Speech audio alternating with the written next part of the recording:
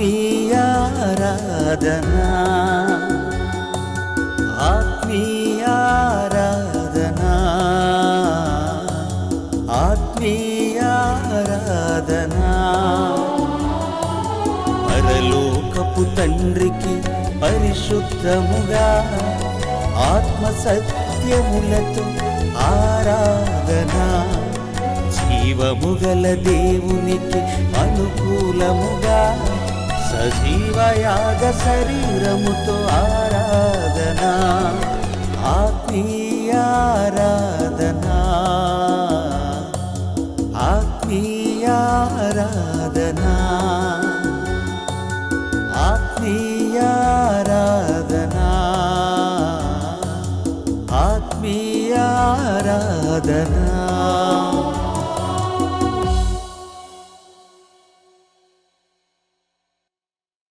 దేవుని కుమారుడైన యేసుక్రీస్తు ప్రభువు పేరిట నా ప్రియులైన సహోదరి సహోదరులారా, మీ అందరికీ నా హృదయపూర్వకమైన వందనములు తెలియజేయుచున్నాను. ఆత్మీయ ఆరాధన సందేశమునకు మీ అందరికీ స్వాగతం. ప్రియులారా, మానవ జీవితాలను దేవుడు ఒక్కొక్కసారి తలక్రిందులు చేస్తున్నాడు. బ్రతుకులు అస్తవ్యస్తం అవుతున్నాయి. అంటే దీనికి కారణం మనం ఆలోచించాలని, దేవుని వైపు తిరగాలని, ఆయన మాటలను లక్ష్య పెట్టాలని దేవుడు కోరుకుంటున్నట్టుగా పరిశుద్ధ గ్రంథం నుండి మనం తెలుసుకోగలం. ఈ విషయమైనటువంటి పరిశోధనను ఈ పాఠమందు మీ అందరి చేత చేయించాలని నేను ఆశిస్తున్నాను. దేవుని మహాకృపను బట్టి ఈరోజు కూడా ఈ అద్భుతమైనటువంటి సంగతిని గురించి మనం నేర్చుకుందాం. మీరంతా సిద్ధపాటు కలిగి పరిశుద్ధ గ్రంథములను చెంతనే ఉంచుకొని మీ ఆలోచనలను ఎటూ పోనివ్వకుండా దేవుని మాటల మీద మీ దృష్టిని కేంద్రీకరించాలని నేను కోరుకుంటూ దేవుని యొక్క వాక్యపు నిధులలోనికి మిమ్మల్ని తీసుకుని వెళ్తున్నాను. ప్రియులారా, ప్రారంభం నుంచి అనగా ఆదాము హవ్వల దగ్గర నుండి కూడా మనుషుల యొక్క పతనాన్ని, మనుషుల యొక్క నాశనాన్ని దేవుడు చూపిస్తూ వారిని మారమంటున్నాడు. ఆయన మాటల వైపు తిరగమంటున్నాడు. నేటికి కూడా మనందరిలో దేవుడు ఈ విషయాలను చూపిస్తూనే ఉన్నాడు. ఎప్పుడైనా మనం తొట్టిల్లితే, ఎప్పుడైనా మనం ఒక విపరీతమైనటువంటి బాధను అనుభవిస్తే, ఎప్పుడైనా మనం నష్టపోతే వెంటనే దేవుని మాటలను మనం జ్ఞాపకం చేసుకోవాలి. దేవుని వైపు మరింతగా మనం ఆలోచన చేయాలి. ఇంకనూ సరిదిద్దుకోవలసినటువంటి పరిస్థితులు ఏవైనా ఉన్నాయేమోనని ఒక్కసారి మరలా పరీక్షించుకోవాలి. ఒక్కొక్కసారి మనకు కలిగేటువంటి అవాంతరం చిన్నదిగా ఉండదు. అసలు అప్పటి వరకు మనం ఎంతో సజావుగా, సుఖంగా, నెమ్మదిగా సాగిపోతూ ఉన్నప్పుడు ఒక్కసారిగా ఒక పెనుగుప్పెన, ఒక పెద్ద విధ్వంసం మన జీవితంలో చోటు చేసుకుంటుంది. అప్పుడు దేవుడు మనకు ఏం చెప్పాలనుకుంటున్నాడు? ఒక్కసారి ఆలోచించమంటున్నాడు. ఈ విపత్తు నీ జీవితంలో కనిపించుట ద్వారా నిన్ను ఆలోచింపజేస్తున్నది. ఎందుకు ఇంత ఘోరమైనటువంటి ఆపద నాకు సంభవించింది అని మనం ఆగాలి, ఆలోచించాలి. అంటే అప్పటికీ మనకున్నటువంటి భక్తి సరిపోదన్నమాట.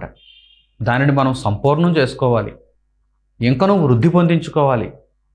ఈ విషయమై దేవుడు మానవ జాతికి హెచ్చరికలను జారీ చేస్తున్నటువంటి క్రమంలోనే అనేక మంది నేటికి కూడా వారి వారి జీవితాలలో భయంకరమైనటువంటి ఉప్పెనలను, భయంకరమైనటువంటి ఉత్పాతాలను వారు చూస్తున్నారు.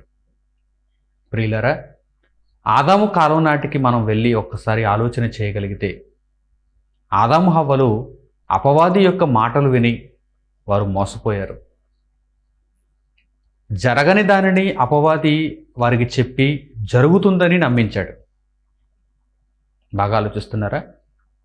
అస్సలు జరగదు, అసలు అది సంభవించటానికి అవకాశమే లేదు. అలాంటి దానిని ఆదాము హవ్వలకు అపవాది చెప్పాడు.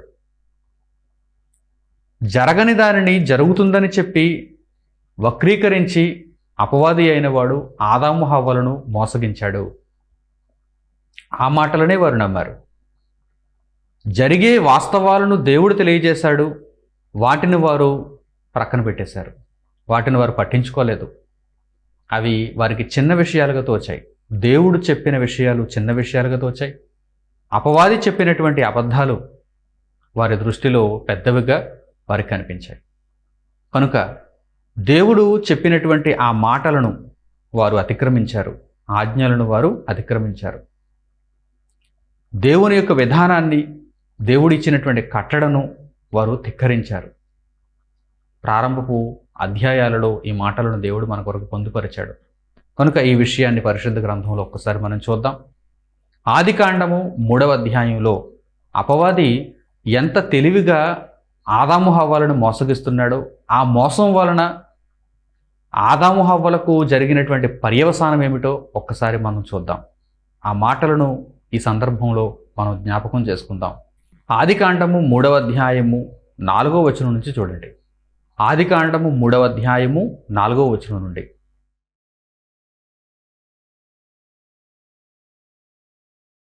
అందుకు సర్పము, మీరు చావనే చావరు, ఏలయనగా మీరు వాటిని తినుదినమున మీ కన్నులు తెరవబడుననియు మీరు మంచి చెడ్డలను ఎరిగిన వారై దేవతల వలె ఉందురనియు దేవునికి తెలియనని స్త్రీతో చెప్పగా.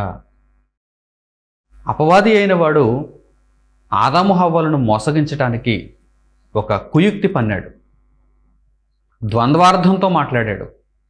అందువలన ఆదాము హవ్వలు మోసగింపబడ్డారు. దేవుడు ముందుగా ఏమని తెలియజేశాడు?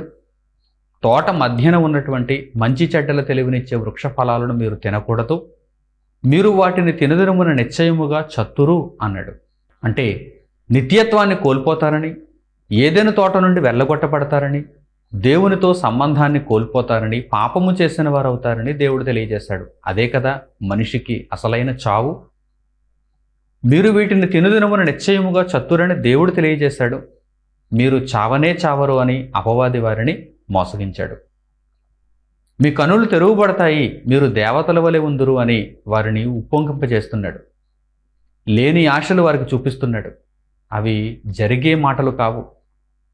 వారు మోసపోవటానికి ఆ మాటలను వారు వినడమే నాంది.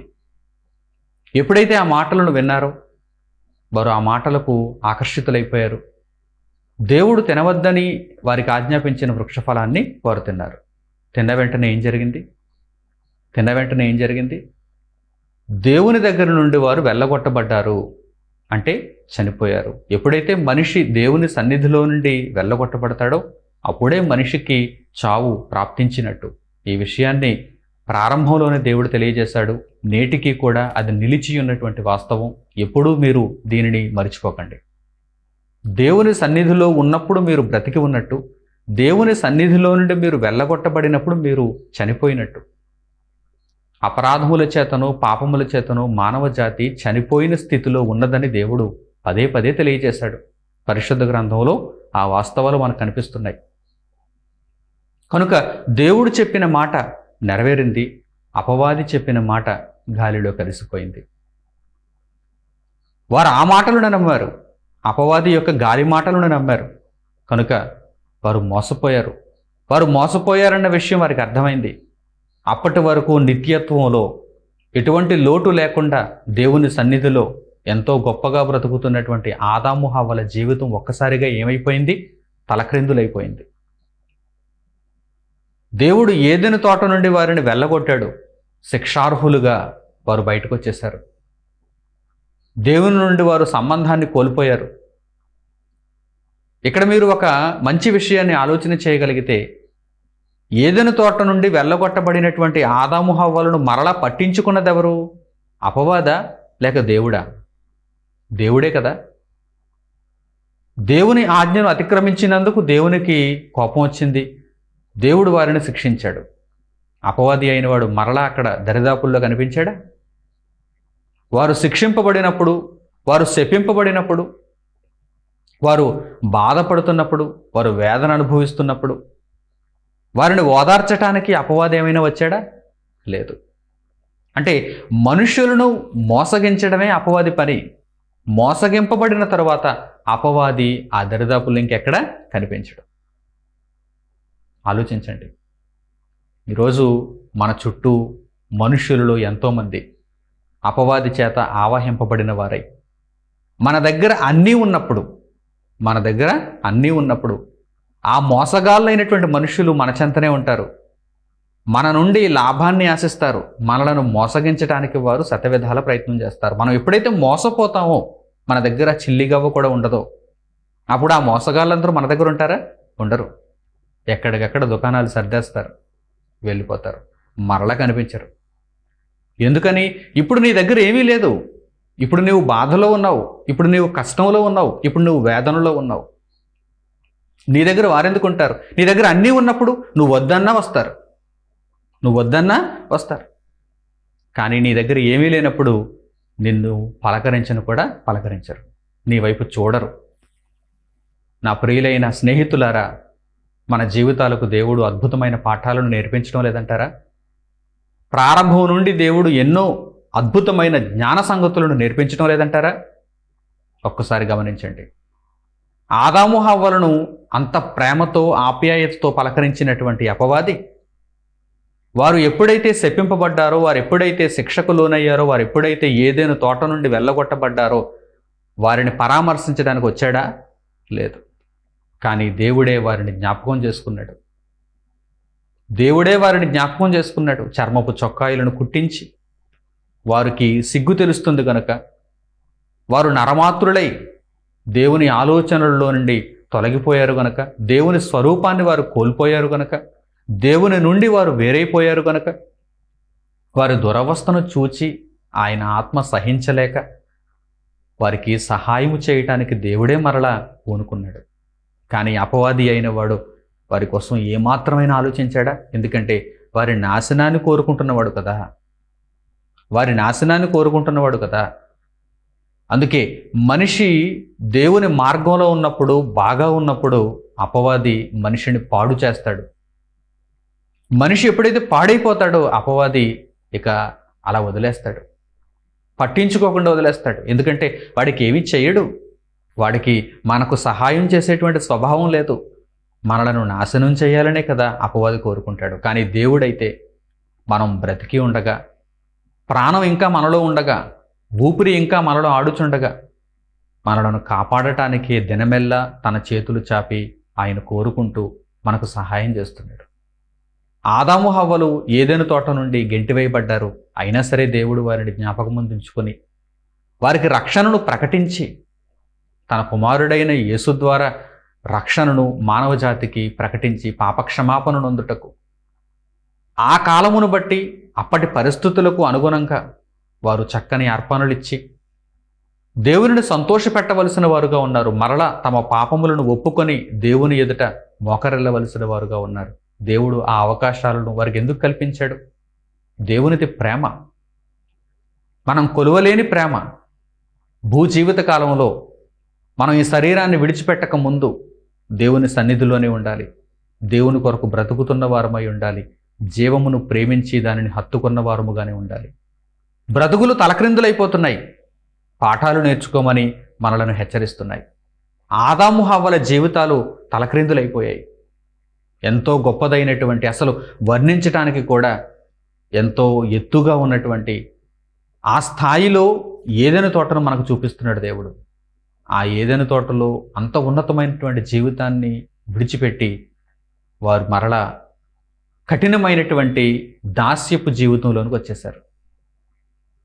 వారు ఒళ్ళు వంచి కష్టపడవలసినటువంటి పరిస్థితుల్లోనికి వచ్చేసారు. జీవితం ఏమైపోయింది? తలక్రిందులైపోయింది.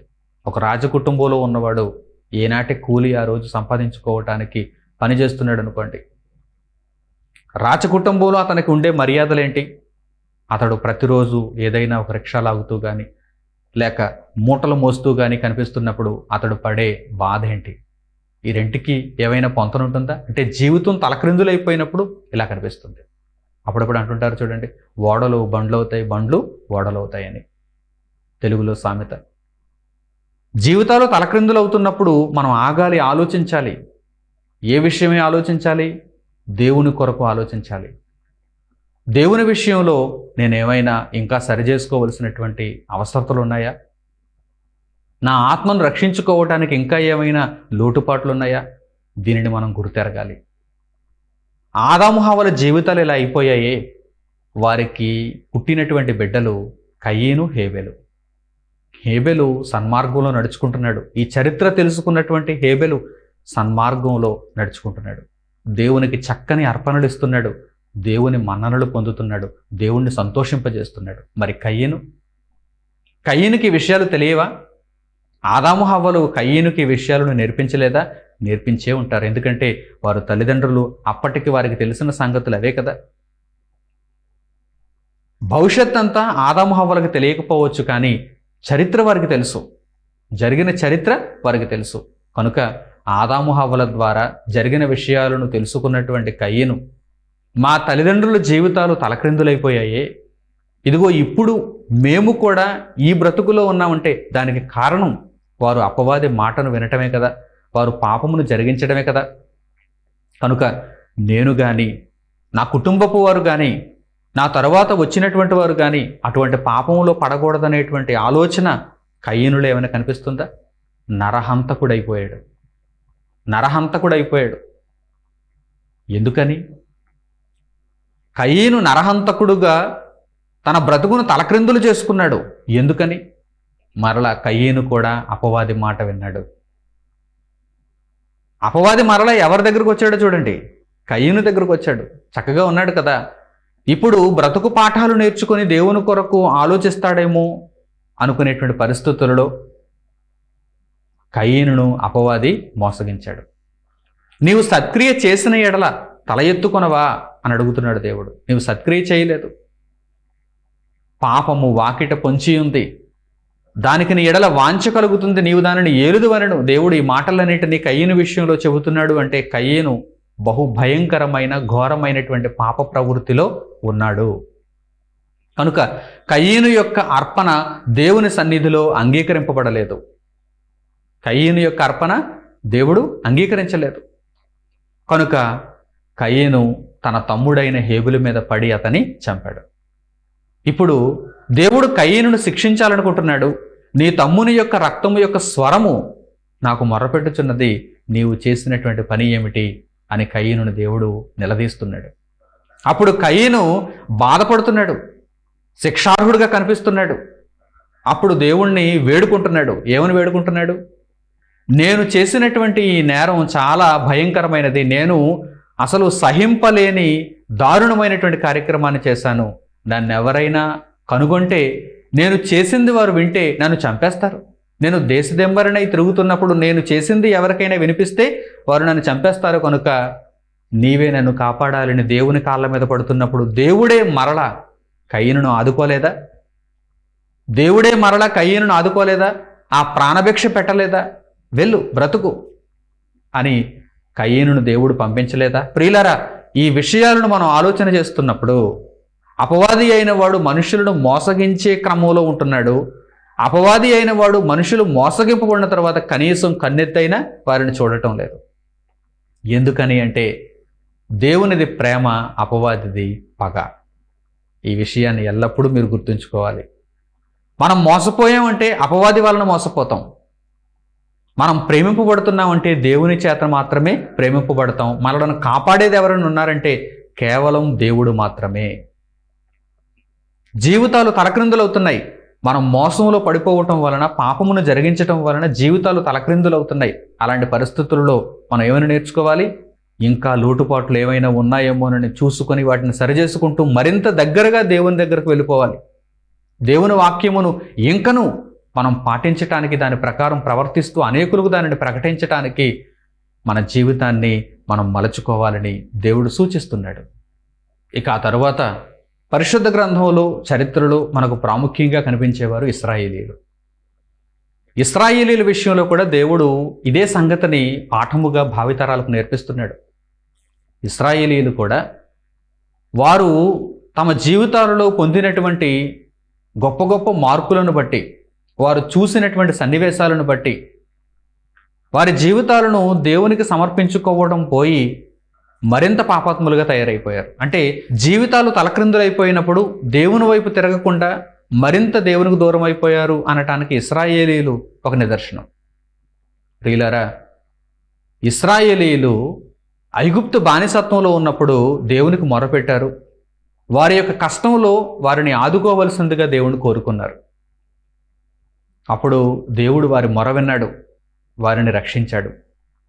మోషేను పంపించి అహరోను మిర్యాములను తోడుగా ఇచ్చి ఆ నాయకత్వంలో దేవుడు ఇశ్రాయేలీయులను ఐగుప్తు బానిసత్వంలో నుండి బయటకు రప్పించాడు.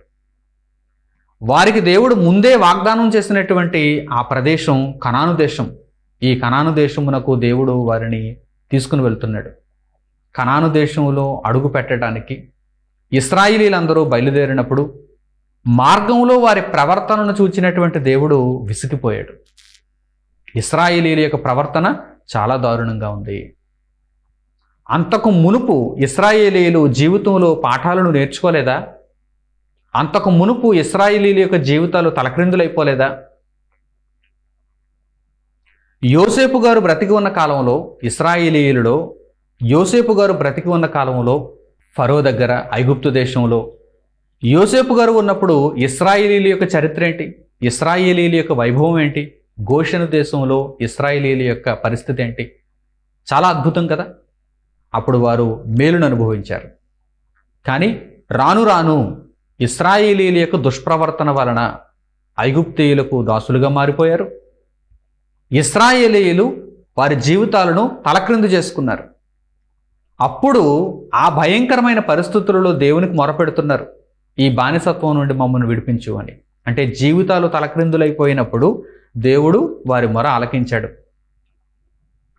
మోషేను పంపించాడు, ఆ నాయకత్వంలో బయటకు తీసుకొచ్చాడు. ఇప్పుడు ఇశ్రాయేలీలు ఎలా ఉండాలి? ఒకసారి జీవితంలో పాఠాన్ని నేర్చుకున్నటువంటి వారు ఎలా ఉండాలి? వారి పద్ధతిని మార్చుకోవాలి, వారి విధానాన్ని మార్చుకోవాలి. ఎందుకంటే అంతకు మునుపు వారు చూశారుగా, భయంకరమైనటువంటి జీవితాన్ని చూశారుగా. కానీ వారి తీరు మారలేదే. మారని ఇశ్రాయేలీయులను గూర్చి దేవుడు తీసుకున్న నిర్ణయం ఏంటో తెలుసా? చాలా తక్కువ సమయంలో దేవుడు వాగ్దానం చేసినటువంటి ఆ ప్రాంతానికి, కనాను దేశానికి ఇశ్రాయేలీయులు చేరిపోయే అవకాశం ఉన్నా కానీ చాలా తక్కువ రోజులలో ఐగుప్తు దేశం నుండి ప్రయాణమై వారు కనాను దేశమును స్వతంత్రించుకోదగినటువంటి అవకాశం ఉన్నా కానీ దేవుడు ఒప్పుకోలేదు. ఎన్ని సంవత్సరాలు వారిని అరణ్య మార్గంలో నడిపించాడో తెలుసా? 40 సంవత్సరాలు. 40 సంవత్సరాలంటే అది చిన్న విషయమా? ఎందుకని 40 సంవత్సరాలు వారు అరణ్యంలోనే ఎందుకు తిరుగులాడారు? ఎందుకనో తెలుసా? వారి జీవితం తలక్రిందులైపోయింది ఐగుప్తు దేశంలో.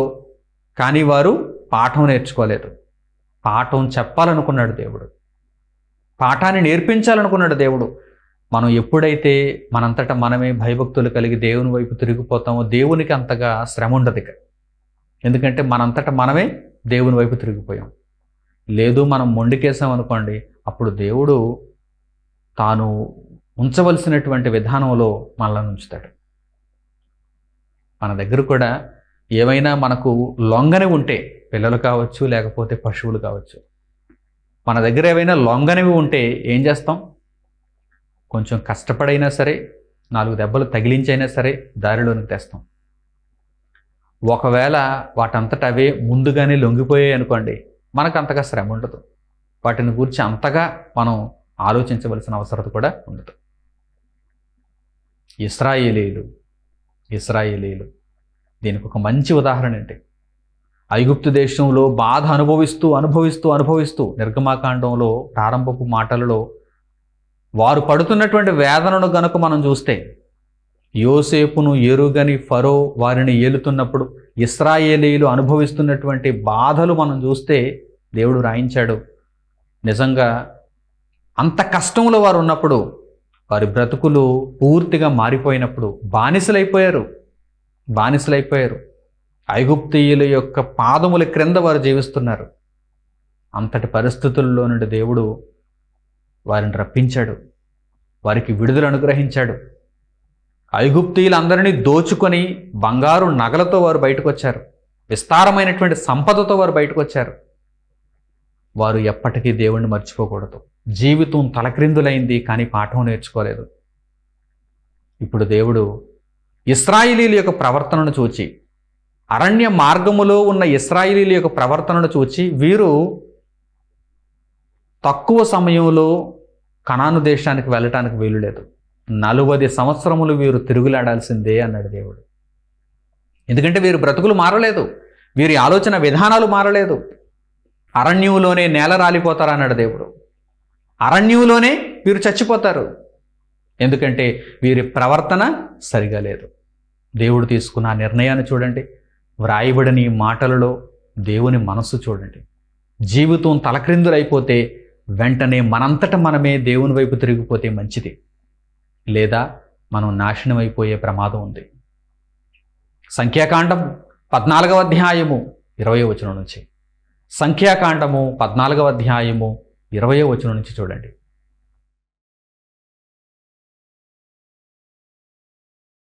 యెహోవా, నీ మాట చొప్పున నేను క్షమించి ఉన్నాను. అయితే నా జీవము తోడు భూమి అంతయు యెహోవా మహిమతో నిండుకొని ఉండును. నేను ఐగుప్తులోను అరణ్యములోనూ చేసిన సూచక క్రియలను నా మహిమను చూచిన ఈ మనుషులందరూ ఈ 10 మారులు నా మాట వెనక నన్ను పరిశోధించిరి. కాగా వారి పితరులకు ప్రమాణపూర్వకముగా నేను ఇచ్చిన దేశమును వారు చూడనే చూడరు. నన్ను అలక్ష్యము చేసిన వారిలో ఎవరునూ దానిని చూడరు. నా సేవకుడైన కాలేబు మంచి మనస్సు కలిగి పూర్ణ మనస్సుతో నన్ను అనుసరించిన హేతువు చేత అతడు పోయిన దేశములో అతని ప్రవేశపెట్టెదను. అతని సంతతి దాన్ని స్వాధీనపరుచుకొనును. అమాలేకీయులను కనానీయులను ఆ లోయలో నివసించుచున్నారు. రేపు మీరు తిరిగి ఎర్ర సముద్రపు మార్గముగా అరణ్యమునకు ప్రయాణమై పొండెనెను. చూసారా, ఇది దేవుని నిర్ణయం. ఐగుప్తు దేశంలో మీరు పాఠం నేర్చుకోలేదా? ఐగుప్తు దేశంలో బ్రతుకు పాఠాన్ని మీరు నేర్చుకోలేదా? దేవుని వైపు తిరగాలనే ఆలోచన మీకు లేదా? దేవునికి ఎంతగా లోబడి మీ బ్రతుకును చూపించాలనేటువంటి విజ్ఞత ఇంకా మీరు సంపాదించుకోలేదా? దేవుడు ఇదే ప్రశ్నిస్తున్నాడు. ఇక కొద్ది దూరంలోనే కొంత ప్రయాణం చేస్తే అదిగో కనాను దేశాన్ని చేరుకోగలమనేటువంటి పరిస్థితుల్లో దేవుడు ఆశ్చర్యకరమైనటువంటి సంభ్రమాశ్చర్యాలను కలిగించేటువంటి ఒక నిర్ణయం తీసుకున్నాడు. అదేంటంటే, మీరు తిరిగి ఎర్ర సముద్రపు మార్గముగా ప్రయాణమై పోండి, అరణ్యంలోనే ఉండండి. ఇది దేవుడు తీసుకున్న నిర్ణయం. చూసారా ప్రియులారా, బ్రతుకులు తలక్రిందులైపోయినప్పుడు మనం దేవుని వైపు తిరగకపోతే మనం చాలా పెద్ద నష్టంలో ఉన్నట్టు, చాలా భయంకరమైన ప్రమాదంలోనూ ఉన్నట్టు.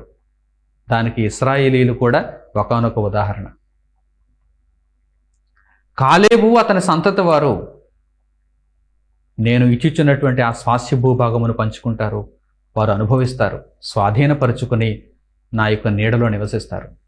మిగిలిన వారందరూ నా మాట వినక, నా యందు విశ్వాసం ఉంచక 10 మారులు నన్ను శోధిస్తూ శోధిస్తూ శోధిస్తూ ఏమాత్రం నాకు తగ్గ ప్రజలుగా మాత్రం కనిపించడం లేదు. కనుక వీరంతా అరణ్యంలోనే రాలిపోతారు.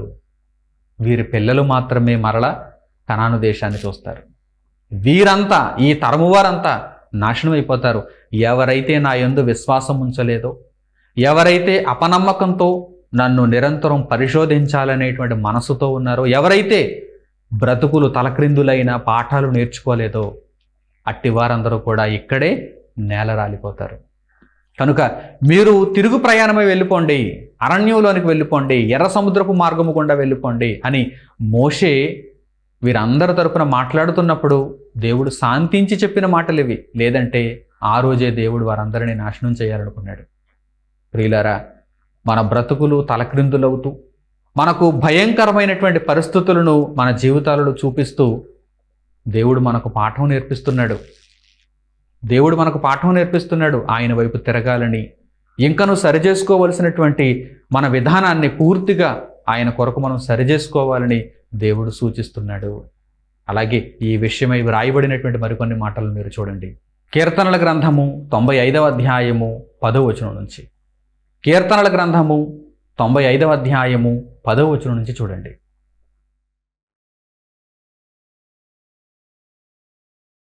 నలువది ఏండ్ల కాలము ఆ తరము వారి వలన నేను విసికి, వారు హృదయమున తప్పిపోవు ప్రజలు, వారు నా మార్గములు తెలుసుకొనలేదని అనుకొంటిని. కావున నేను కోపించి వీరెన్నడూనూ నా విశ్రాంతిలో ప్రవేశింపకూడదని ప్రమాణము చేసితిని. 40 ఏండ్లు చిన్న విషయం కాదు. ఇశ్రాయేలీయుల యొక్క దుష్ప్రవర్తనకు దేవుడు వారికి విధించినటువంటి శిక్ష ఏంటో తెలుసా? 40 సంవత్సరములు మీరు అరణ్యంలోనే ఉండాలి, అరణ్యంలోనే చావాలి. 40 ఏండ్లు. దేవుడు వారు మారనందుకు అక్కడ తెలియజేస్తున్నాడు ఆయన, వారి హృదయమున వారికి పశ్చాత్తాపం లేదు, వారి హృదయమున వారికి పరివర్తన లేదు, వారి హృదయమున దేవునికి లోబడాలనేటువంటి ఆలోచన లేదు. కనుక 40 ఏండ్లు దేవుడు వారిని శిక్షించాడు. ఒక ప్రమాణం చేశాడు ఆయన, వీరు కనాను దేశంలో ప్రవేశించకూడదు. దేవుడు ఒక ప్రమాణం చేసేసాడు. ఆయన విశ్రాంతిలో ప్రవేశించకూడదని దేవుడు ప్రమాణం చేసేసాడు. అంటే వీరి బ్రతుకంతా ఎలా ఉండాలి? ఇక అరణ్యంలోనే చస్తూ బ్రతకాలి అని దేవుడు నిర్ణయం తీసేసుకున్నాడండి. జీవితాలు తలక్రిందులైతే, దేవుని వైపు మనం తిరగకపోతే మన బ్రతుకులు ఎలా ఉంటాయో తెలుసా? చస్తూ బ్రతుకుతాం. ఇక మనం చస్తూ బ్రతుకుతాం. అలాగని చావం, అలాగని బ్రతకం, చస్తూ బ్రతుకుతాం. ఇశ్రాయేలీయుల యొక్క జీవితాలు ఐగుప్తు దేశంలో పాఠాలను నేర్చుకొని అరణ్య మార్గంలో దేవునికి ఎంతో వినయాన్ని, విధేయతను చూపిస్తూ ఉండవలసిన పరిస్థితి అక్కడ ఉండాలి కదా. కానీ అది కనిపించడం లేదు. దేవుడు ఒకసారి అవకాశం ఇస్తాడు, 2 సార్లు అవకాశం ఇస్తాడు, 10 మారులు వారు పరిశోధించారు. ఎన్నిసార్లు అవకాశం ఇస్తాడు? ఎన్నిసార్లు అవకాశం ఇస్తాడు? ఒక నిర్ధారణకు వచ్చేసాడు ఆయన, ఇక వీరు మారరు, ఇక వీరు మారరు.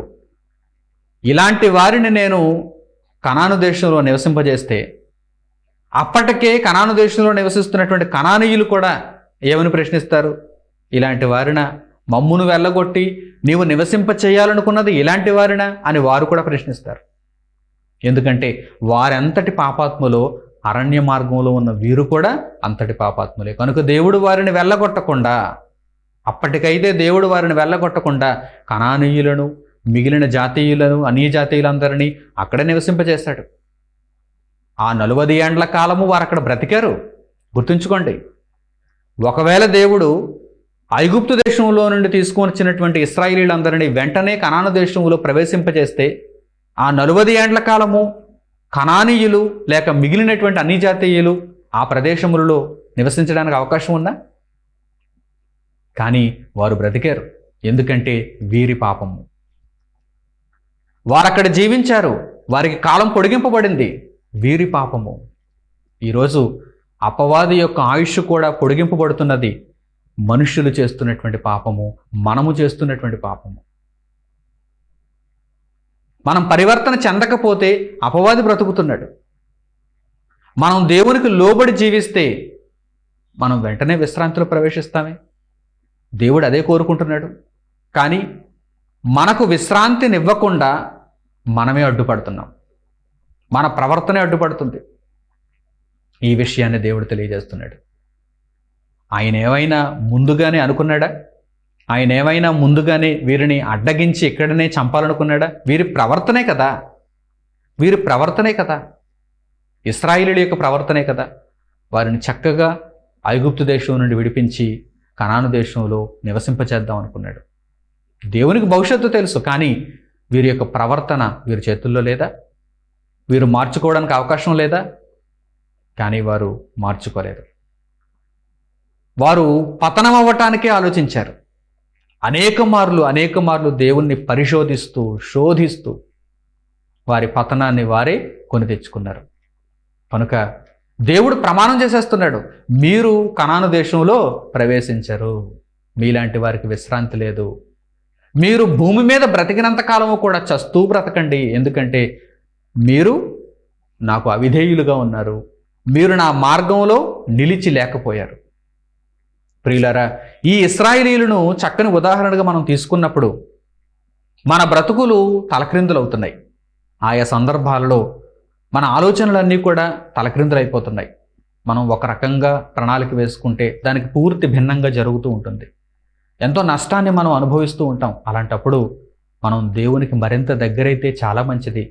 కానీ దేవునికి దూరంగానే బ్రతుకుతూ ఉంటే, దేవునికి దూరం అయిపోయిన బ్రతుకులోనే మనం ఈ శరీరాన్ని విడిచిపెట్టేస్తే నరకమున మన బ్రతుకు కూడా ఎలా ఉంటుంది? ఆయన ప్రమాణం చేసేస్తాడు, మీరిక ఎన్నడూను నా విశ్రాంతిలో ప్రవేశించరు అని ఆయన ప్రమాణం చేసేసాడంటే ఇక పరలోకం వైపు చూడటానికి కూడా మనకు అర్హత ఉండదు. నిత్యత్వం గురించి ఆలోచించడానికి కూడా మనకు అర్హత ఉండదు. ఎక్కడికి వెళ్ళిపోవాల్సి ఉంటుంది? నిత్య నరకాగ్నికి వెళ్ళిపోవాల్సి ఉంటుంది. నిత్య నరకాగ్నిలో మన బ్రతుకు ఎలా ఉంటుంది? నిత్యము చస్తూ బ్రతుకుతాము. ఇశ్రాయేలీయులు వారు చచ్చేంత వరకు అరణ్య మార్గంలోనే 40 ఏండ్లు ఎలా చస్తూ బ్రతికారో, మానవ ఆత్మలు కూడా దేవుడు ఇచ్చినటువంటి ఈ బ్రతుకు కాలములో పరివర్తన చెందకపోతే, దేవుని మాట వినకపోతే, దేవుని పిలుపును అందుకోకపోతే, బ్రతుకులు తలక్రిందులైనా తీరు మారకపోతే నిత్యము నరకములో చస్తూ బ్రతకాలి. గుర్తుంచుకోండి, నిత్యము నరకములో చస్తూ బ్రతకాలి. ఇశ్రాయేలీయులు దానికి ఒక పోలిక, ఇశ్రాయేలీయులు దానికి ఒక ఉదాహరణ. ఇన్ని మారులు నన్ను పరిశోధిస్తారా, ఇన్ని మారులు నన్ను ఇబ్బంది పెడతారా అని దేవుడు అడుగుతున్నాడు. వారికి ఏ లోటు చేశాడని? పగలు మేఘస్తంభము, రాత్రి అగ్నిస్తంభము. వారి బట్టలు మాయలేదు, వారి చెప్పులు అరగలేదు. వారికి నిత్యము ఆహారాన్ని పంపిణీ చేశాడు, వారి దాహార్తిని తీర్చాడు. వారికి ఎటువంటి రోగములు సంక్రమించకుండా అంతమంది ప్రజలను అరచేతుల్లో పెట్టుకుని నడిపిస్తున్నటువంటి దేవుణ్ణి వారు నిత్యము శోధించేవారుగానే కనిపిస్తున్నారు. దేవుని మీద ఏమాత్రం నమ్మకం లేని వారుగానే కనిపిస్తున్నారు. అలాంటి పరిస్థితుల్లో దేవుడు తీసుకున్న నిర్ణయం అది. ఆయన ప్రమాణం చేశాడు, మీరు కనాను దేశంలో అడుగు పెట్టడానికి వీలు లేదు అని. హెబ్రీలకు పౌలు గారు రాసిన పత్రిక 3వ అధ్యాయము 17వ వచనం నుండి కూడా ఆయన పరిశుద్ధాత్మ ప్రేరణ చేత ఇదే విషయాన్ని తెలియజేస్తున్నారు. జాగ్రత్తగా ఆ మాటలను కూడా చూడండి. అపోస్తలుడైన పౌలు గారు హెబ్రీలకు రాసిన పత్రిక 3వ అధ్యాయము 17వ వచనం నుంచి,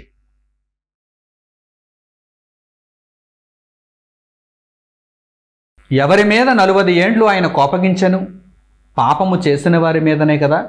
వారి శవములు అరణ్యములో రాలిపోయెను. తన విశ్రాంతిలో ప్రవేశింపరని ఎవరిని గూర్చి ప్రమాణము చేశాను? అవిధేయులైన వారిని గూర్చియే కదా.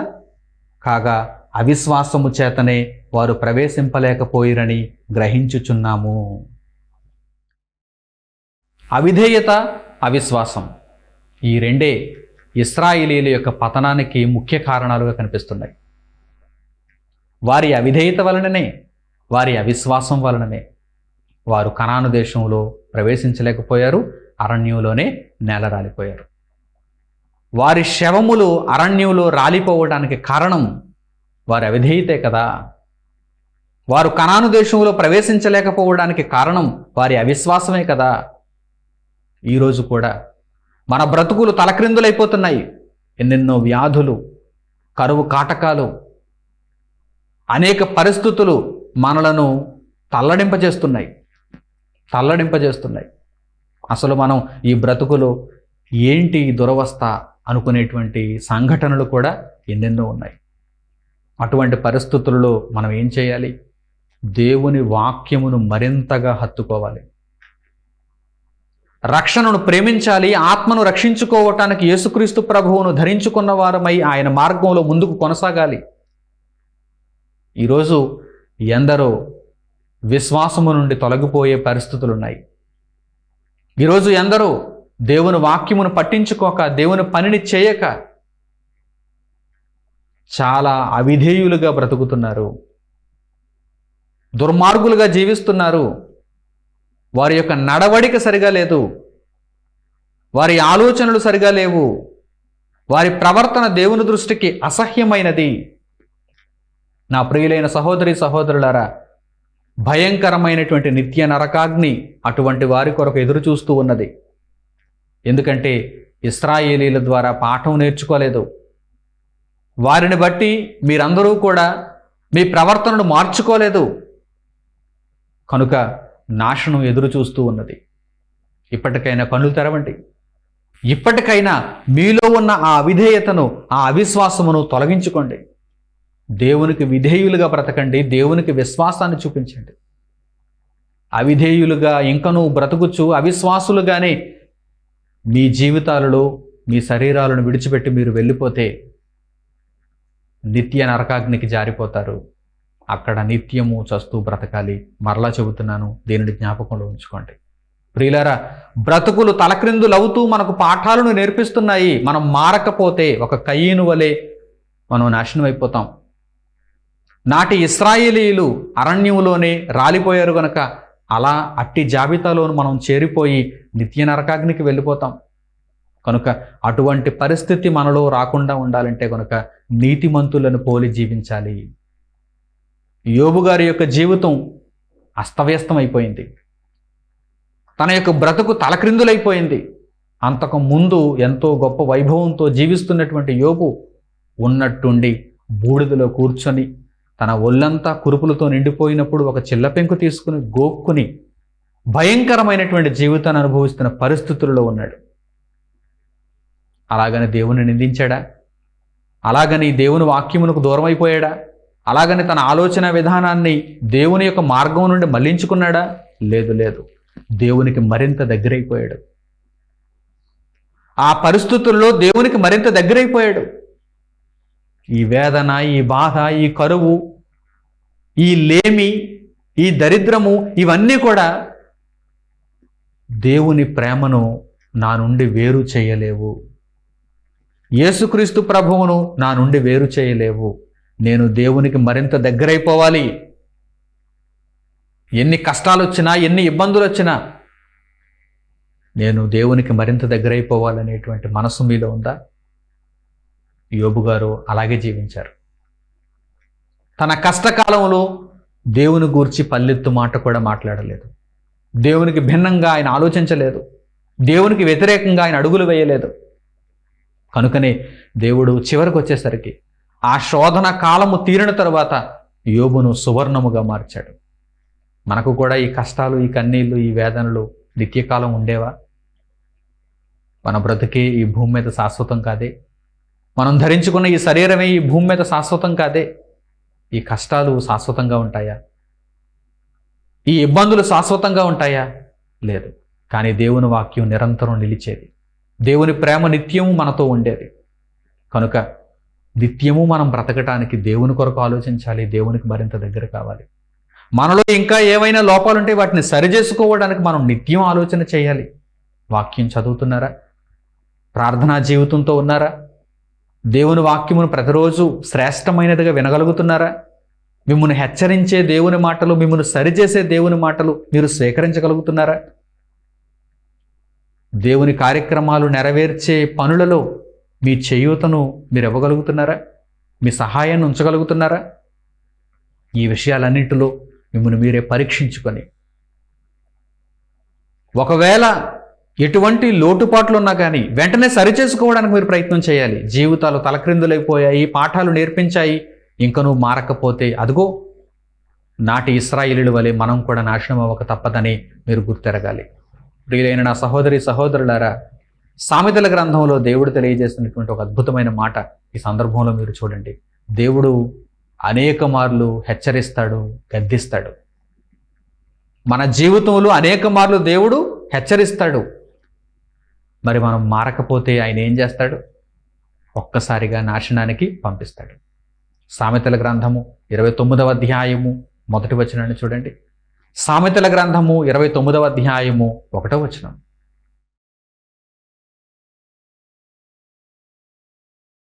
ఎన్నిసార్లు గద్దించినను లోబడని వాడు మరి తిరుగు లేకుండా హఠాత్తుగా నాశనమగును.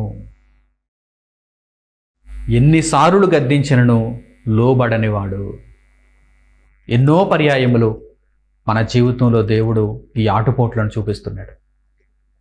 ఎన్నోసార్లు మీకు కష్టాలు రాలేదా? ఎన్నోసార్లు మీరు వేదన చెందలేదా? కలతపడలేదా? నిద్రలేని రాత్రులు మీరు గడపలేదా? వాటన్నిటిని ఒకసారి జ్ఞాపకంలో తెచ్చుకోండి. ఎన్నిసార్లు గద్దించనను లోబడనివాడు. అలాంటి పరిస్థితి ఎదురైనప్పుడు మీరు మోకరిల్లి దేవునికి ప్రార్థన చేయగలుగుతున్నారా? అలాంటి పరిస్థితి ఎదురైనప్పుడు మీరు దేవునిలో మరింతగా బలపడుతున్నారా? ఎన్నిసార్లు గద్దించనను లోబడనివాడు మరి తిరుగు లేకుండా హఠాత్తుగా నాశనమగును. ఇశ్రాయేలీయులు అలాగే నాశనం అయిపోయారు. ఇశ్రాయేలీయులలో శేషభాగం అంటే వారి తరువాత వారికి పుట్టినటువంటి పిల్లలు కావచ్చు, అందులో మిగిలినటువంటి దేవుడు ఆమోదించినటువంటి కాలేబు లాంటి మనుషులు కావచ్చు, వారు కనాను దేశంలో అడుగుపెట్టారు, స్వాస్య భూభాగంలో అడుగుపెట్టారు. ఆ స్వాస్యమును సంపాదించుకున్నారు, అందులో స్థిరమైనటువంటి నివాసాలను ఏర్పాటు చేసుకున్నారు. ఇప్పుడు ఇశ్రాయేలీయులు ఎలా ఉండాలి? వాగ్దత్త భూమిని పొందిన తరువాత కూడా దేవుడు మరలా ఇశ్రాయేలీయుల ద్వారా మనకు పాఠాలు నేర్పిస్తున్నాడంటే ఎన్ని పాఠాలు ఉన్నాయండి మనకు నేర్చుకోవడానికి, ఎన్ని పాఠాలు ఉన్నాయండి. వారు ఐగుప్తు దేశంలో ఉండగా మనకు పాఠం, వారు అరణ్య మార్గంలో ఉండగా మనకు పాఠం, వారు వాగ్దత్త దేశంలో ఉండగా మరో పాఠం. వాగ్దాన భూమిలో వారు నివసిస్తున్నప్పుడు అప్పటికే వారికి ఎంతో చరిత్ర తెలుసు. మా పితరులు అరణ్యంలో నేల రాలిపోయారు. కీర్తనల గ్రంథంలో ఆ మాటలు కనిపిస్తున్నాయంటే వారు ఆ మాటలను నెమరు వేసుకుంటున్నారు కదా. పరిశుద్ధాత్మ ప్రేరణ చేత భక్తులు ఆ మాటలను వ్రాస్తున్నారు కదా. ఆలోచించాలి, అప్పటికే వారి చేతుల్లో గ్రంథాలు ఉన్నాయి, చరిత్ర ఉంది.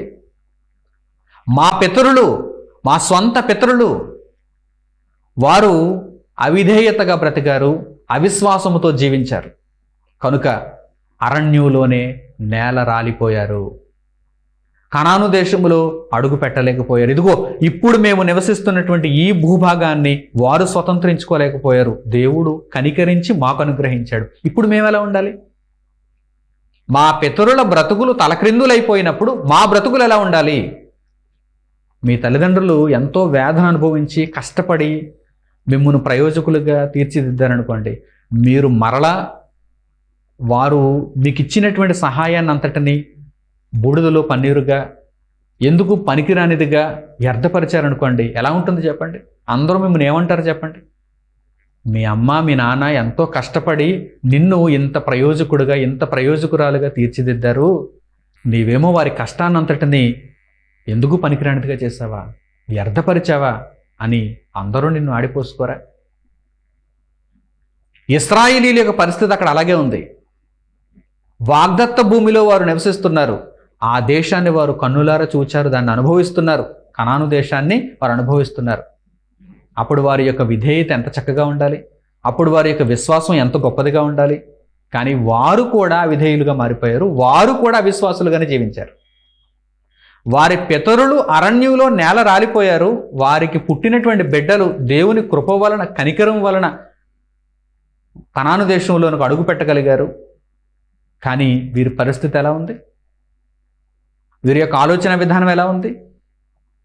వారు కూడా అనతి కాలంలోనే ఏమైపోయారు? చెరలోనికి వెళ్ళిపోలేదా? శత్రు దేశాలు వారిని కబలించలేదా? అత్యంత దారుణమైన స్థితికి దేవుడు వారిని అప్పగించాడు. అంతకు ముందెన్నడూ ఇశ్రాయేలీయులు అటువంటి శ్రమలే లేవు.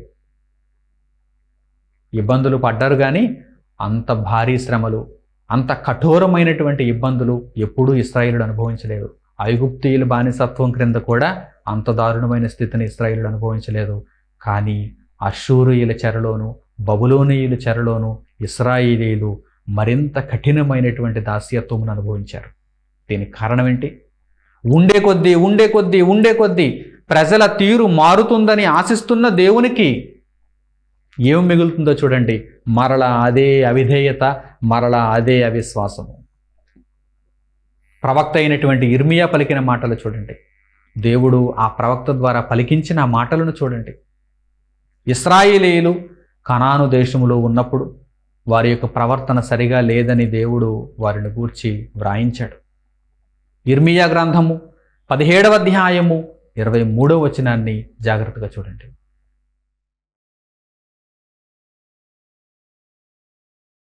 అయితే వారు వినకపోయిరి, చెవిని బెట్టకపోయిరి, వినకుండను బోధన అందకుండను మొండికి తిరిగిరి. దేవుని మాటలు ఎన్నో మారులు దేవుడు వారికి వినిపింపజేసిన, ప్రకటింపజేసిన, పెందలకడ లేచి ప్రవక్తలను పంపించి ఇశ్రాయేలీయులందరినీ దేవుని మార్గంలో ఉంచడానికి దేవుడు ఎంత ప్రయత్నం చేసినా కానీ వారు ఆయన మాటలను వినలేదు. ఎందుకంటే ఇప్పుడు సుఖపడుతున్నారు కదా, ఇప్పుడు వాగ్దత్త భూమిలో ఉన్నారు కదా, అరణ్యంలో కాదు, ప్రయాణంలో కాదు, సుఖంగా జీవిస్తున్నారు, సరంబీ వేసిన ఇళ్లలో జీవిస్తున్నారు.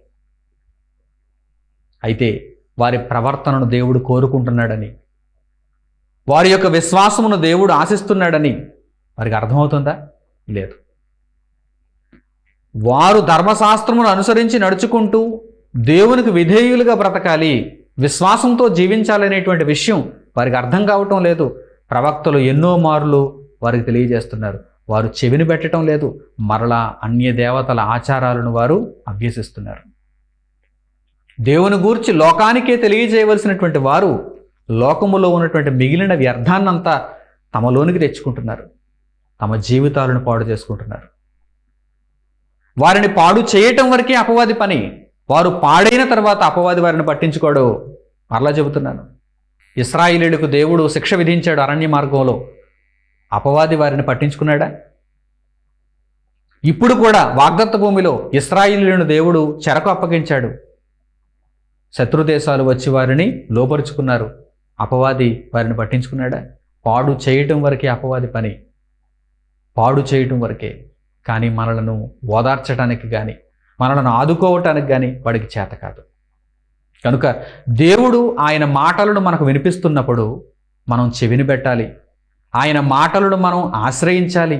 ఆ మాటల ప్రకారం నడుచుకోవాలి. ఒకవేళ ఆయన మాటలను పట్టించుకోకపోతే ఇశ్రాయేలీయుల వలె మరలా మనం నాశనానికి వెళ్ళిపోవలసిన పరిస్థితి ఏర్పడుతుంది. నిత్యము నాశనములో ఉండవలసినటువంటి పరిస్థితి ఏర్పడుతుంది. సామెతల గ్రంథంలో దేవుడు తెలియజేసిన మరో చక్కని మాటను ఇప్పుడు చూద్దాం.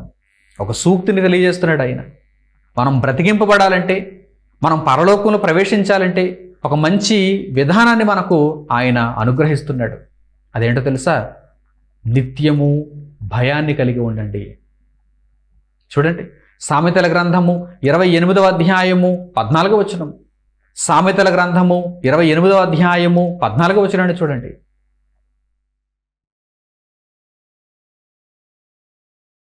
నిత్యము భయము గలిగి ప్రవర్తించువాడు ధన్యుడు, హృదయమును కఠినపరుచుకొనివాడు కీడులో పడును. మనం బ్రతికింపబడాలంటే నిత్యము భయం కలిగి ఉండాలి. ఎవరి ఎడల భయాన్ని కలిగి ఉండాలి? దేవుని ఎడల. అంతకు మించిన వేరే భయం మనకు అక్కర్లేదు. దేవుని గూర్చినటువంటి ఆలోచన, దేవునిలో భయాన్ని మనం కలిగి ఉంటే, నిత్యము భయాన్ని కలిగి ఉంటే, ఏదో ఒకరోజు ఏదో పాఠం విన్న తర్వాత కొన్ని నిమిషాలు కాదు, నిత్యము దేవుని భయాన్ని మనం కలిగి ఉంటే మనం తప్పింపబడతాం, రక్షింపబడతాం. ఒకవేళ బరి తెగించి బ్రతుకులుంటే కీడులో పడతారు.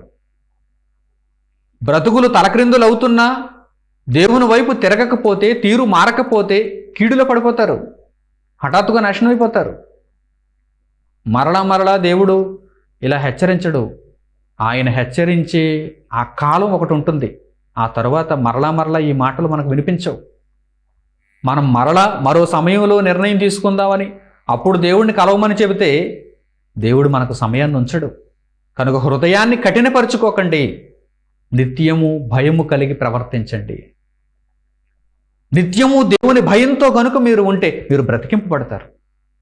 మీ జీవితాలు ఆశీర్వదింపబడతాయి. మీ ఆత్మలు నిత్యత్వంలో ప్రవేశిస్తాయి.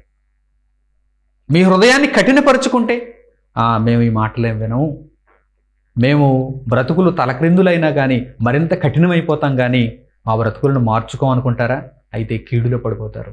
ఇంకా భయంకరమైనటువంటి కీడులో పడిపోతారు. ఇదేం చూస్తారు మీరు? ఇప్పుడు వచ్చినటువంటి ఆపద ఇదేం ఆపద? అసలైన ఆపద ముందుందంటున్నాడు దేవుడు. ఇవన్నీ కూడా మనకు పాఠాలు నేర్పించడానికి వచ్చాయి. బ్రతుకు తలకిందులైపోయింది, భారంగా ఉన్నాను, వేదనతో ఉన్నాను అంటే ఇవన్నీ కూడా మనకు పాఠాలు నేర్పించడానికి వచ్చాయి. మనం పాఠం నేర్చుకోవాలి, దేవునికి దగ్గర అయిపోవాలి. లేదా మరి కఠినమైన తీర్పులోనికి వెళ్ళిపోతాం, మరి కఠినమైనటువంటి కీడులో పడిపోతాం, మరి కఠినమైనటువంటి వేదన మనం అనుభవించాల్సి వస్తుంది. ఈ మాటను కూడా దేవుడు తెలియజేశాడు. యెషయా గ్రంథము 28వ అధ్యాయం 22వ వచనం చూడండి. యెషయా గ్రంథము 28వ అధ్యాయము 22వ వచనం.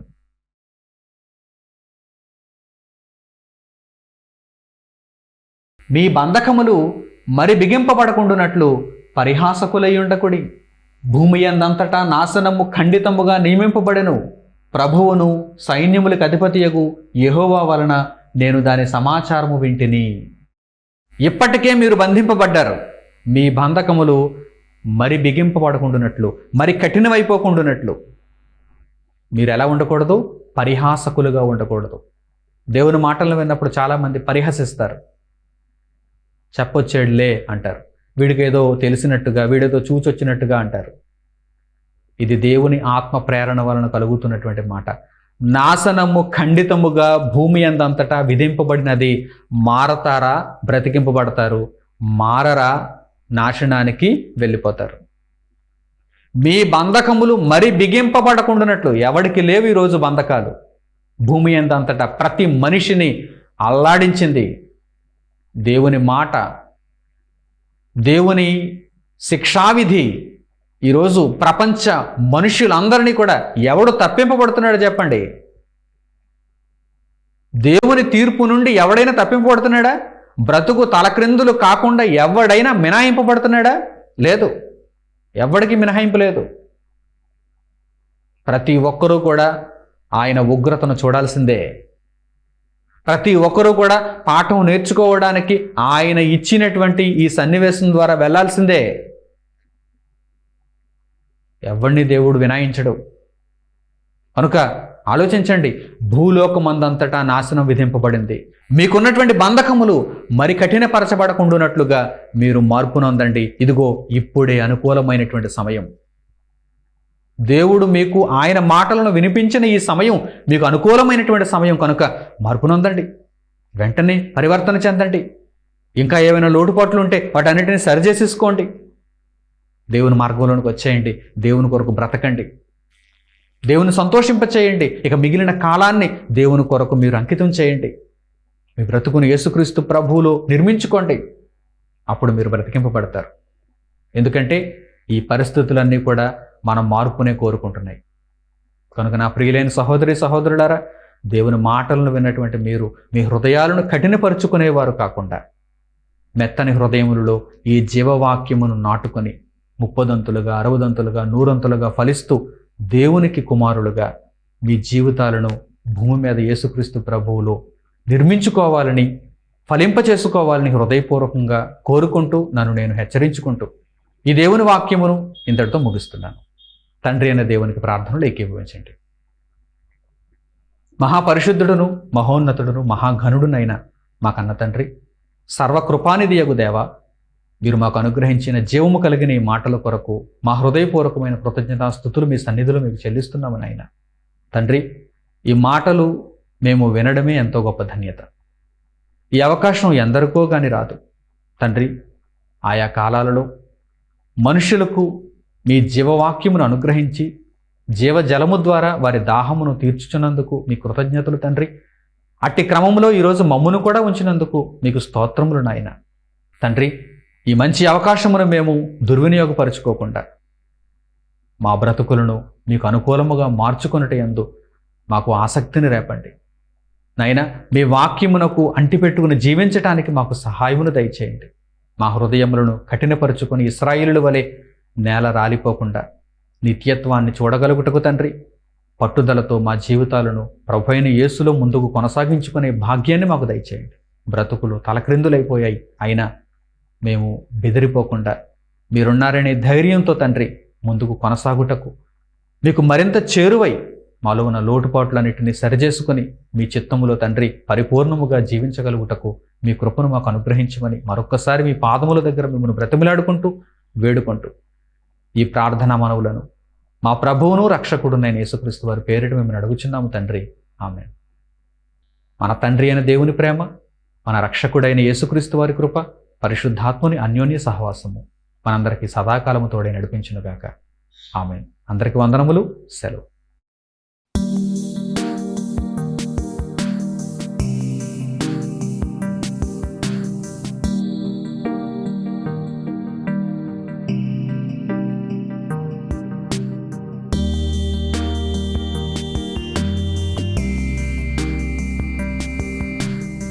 సహోదరులు మణికుమార్ గారు ప్రసంగించిన ఎన్నో ఆత్మ సంబంధమైన సంగతులను ఉచితముగా వీక్షించుటకు మా యూట్యూబ్ ఛానల్స్ ను తప్పక దర్శించండి.